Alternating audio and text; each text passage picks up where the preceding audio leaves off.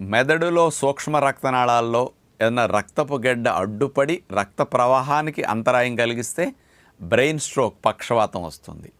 అదే గుండెకి రక్త సరఫరా చేసే రక్తనాళాల్లో రక్తపు గడ్డెల్లి అడ్డుపడి గుండెకి రక్త సరఫరా ఆగితే హార్ట్ అటాక్ వస్తుంది. ఈ రక్తపు గడ్డలు కట్టే ప్రక్రియ చాలామందిలో ఉండటం వల్ల ఇలాంటి ప్రమాదాలు జరుగుతుంటాయి. ఈ రక్తపు గడ్డలు అనేవి కట్టకుండా ఉండాలి అంటే ముఖ్యంగా సాల్ట్ వల్ల రక్తం గడ్డగట్టే పరిస్థితి పెరుగుతూ ఉంటుంది. నేను తక్కువే తింటున్నానని పక్కవారితో పోల్చి మీరు అనుకుంటారు, కానీ మనం బయట నుంచి వేసుకునే సాల్ట్ అంతా టేస్ట్ కోసమే. ఉప్పుకి రక్తాన్ని చిక్కపరిచే గుణం ఉంటుంది, గడ్డ కట్టే గుణం కూడా ఉంటుంది.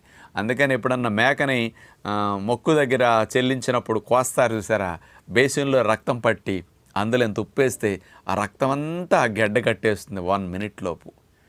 అలాంటి ఉప్పును మనం నిత్యం వాడటం